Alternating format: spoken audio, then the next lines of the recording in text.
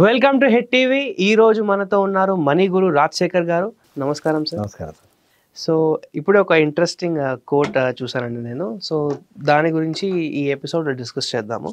అదేంటంటే, అందని ద్రాక్ష పళ్ళు చీచి పుల్లనివి అన్నది నక్క, సంపాదించలేని డబ్బు చీచి పాపిష్టిది అన్నాడు మనిషి. సో దీని గురించి ఒకసారి ఎక్స్ప్లెయిన్ చేయండి సార్.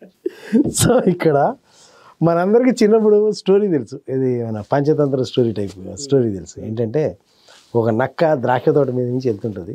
ద్రాక్ష తోటలో చూసి ద్రాక్ష పళ్ళు బాగున్నాయని చెప్పి లోపలికి వెళ్ళి అది పైన ఉంటాయి, పందిరి కదా పైన ఉంటాయి, దీనికి అందదు. సో జంప్ చేస్తుంది దాని వీలైనట్టుగా అన్ని రకాలుగా ట్రై చేస్తుంది. ఏ రకంగా ట్రై చేసినా కానీ దానికి అందదు.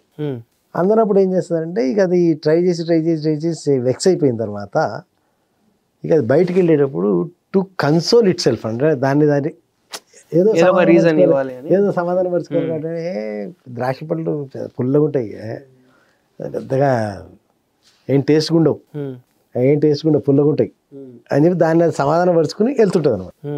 రైట్. అంటే ఇది ఎప్పుడు ఇక్కడ మనం గమనించాల్సింది ఏంటంటే, అక్కడ 3 స్టేజెస్. ఫస్ట్ దానికి డిజైర్ కలిగింది, తర్వాత అది ఎఫర్ట్స్ పెట్టింది కానీ ఎఫర్ట్స్ ఫ్రూట్ఫుల్ కాలేదు, రిజల్ట్ రాలే. ఎప్పుడైతే రిజల్ట్స్ రానప్పుడు అది ఏం చేసింది, దాని నుంచి ఫెయిల్యూర్ని యాక్సెప్ట్ చేయాలి. ఈ ఫెయిల్యూర్ని యాక్సెప్ట్ చేయడానికి ఏం చేస్తుందంటే, అదొక స్టోరీనో, ఒక రీజన్నో, లేదా ఒక ఫ్రూట్ఫుల్ రీజన్నో, ఒక అందమైన అబద్ధాన్నో, లేదా అందమైన ఒక కారణాన్నో దానికి అది ఆపాదించుకుని, పుల్లగా ఉంటాయి ద్రాక్ష పళ్ళు అంత టేస్టీ ఉండవు, పుల్లగా ఉంటాయి, వద్దులే మనకు అని చెప్పి దాన్ని అది సమాధానం పరుచుకుని వెళ్ళిపోతుంది. ఇది నక్క story. Exactly in the same way మనిషి కూడా డబ్బు సంపాదించాలని ప్రయత్నం మొదలు పెడతాడు, కోరిక ఉంటుంది, ప్రయత్నం మొదలు పెట్టి ఎఫర్ట్స్ పెట్టిన తర్వాత ఎంతకి తేలినప్పుడు ఏమంటాడంటే, మనీదేముంది బాస్, మనీదేముంది, డబ్బు చాలా పాపిస్తుంది, దాని వెనకాల పడకూడదు.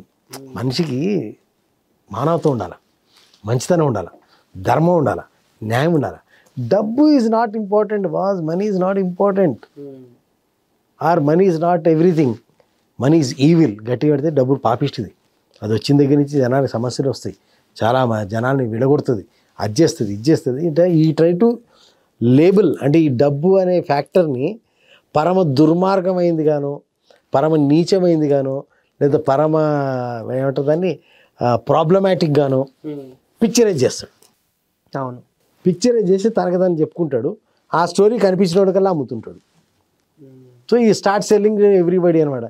Money is important, money is not important. So ఈ నాకున్నటువంటి 25 years experience, so many people I had seen who ever says money is not important. I will give you, మీకు కానీ ఆడియన్స్కి కానీ ఇది కొండ గుర్తు పెట్టుకోండి. మనీ ఇంపార్టెంట్ కాదు అని ఎవడైనా అన్నాడంటే అది వాడు సంపాదించలేడు అంటాడు. వాడి వెనకాల బ్యాక్గ్రౌండ్ చూడండి, వాడి దగ్గర డబ్బులు ఉండవు, ఆర్ ఉన్నా వాడు ఎంత సంపాదించాలనుకున్నాడు అంత ఉండదు. So he maybe aspiring for crores, వాడు సమ్ ల్యాక్స్లో ఆగిపోయి ఉంటాడు అనమాట. అంటే వాడు అనుకునేది రాలే ఆ టైంలో.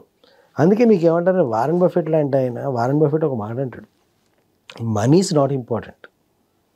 ఈ మాట అనగలిగే హక్కు, మనీ ఈజ్ నాట్ ఇంపార్టెంట్ అని ఈ మాట అనగలిగే హక్కు, అంటే విత్ అథారిటీ నాకు, బిల్ గేట్స్కి, ఇంకో 10-20 మందికి ఉంటుంది ప్రపంచంలో. Otherwise nobody is having, because we had seen the peak. అంటే మనీ విషయంలో ఇక హయ్యెస్ట్ పీక్ మేము చూసేసాం.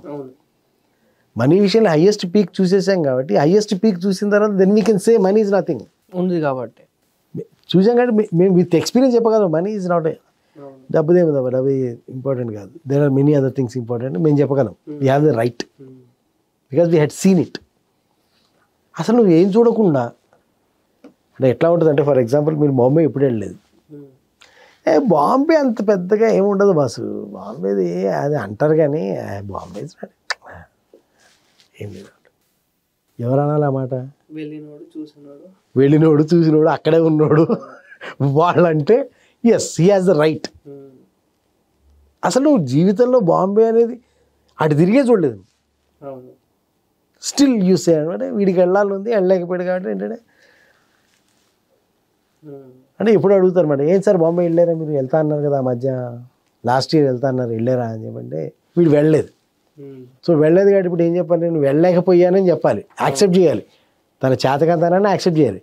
చేయకుండా ఏం చేస్తారు, వేస్ట్ బాంబే ఏం లేదు, నేను నాకు తెలిసిపోయింది, కనుక్కున్నా నేను, ఏం లేదు పెద్ద important. So this way they console themself. ఆ స్టోరీ వాడు చెప్పుకుంటాడు, ఆ స్టోరీ కనిపించినోడికి అమ్ముతుంటాడు అనమాట.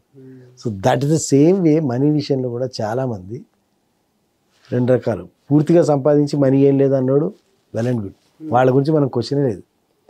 ప్రాబ్లం వల్ల ఎక్కడంటే నా లైఫ్లో నాకు ఎక్స్పీరియన్స్ ఎవరైతే కనెక్ట్ అవుతూ వచ్చారు, ఎవరైతే money is not important, money is not so great, or money is evil అని మనీని ఒక లేబుల్ చేసి అది జీవితంలో ఇంపార్టెంట్ కాదు అన్న ప్రతివాడు ప్రయత్నించి ఫెయిల్ అయిన వాడే. ప్రయత్నించి ఫెయిల్ అయినవాడు వాడి ప్రయత్నాన్ని, వాడి ఫెయిల్యూర్ని కవర్ చేసుకోవడానికి, లేదా దాన్ని మ్యానిపులేట్ చేయడానికి, లేదా ఇంకోటి ముందు ఆ తప్పు ఒప్పుకోలేక, లేదా నాకు ఇది చేత కాలేదని ఒప్పుకోలేక, ఇందాక స్టోరీలో నక్కెట్లయితే నాకు చేతకాక నేను వదిలేశానని ఒప్పుకోదు, దానికి ఎగిరినా కానీ అది అందలేదు.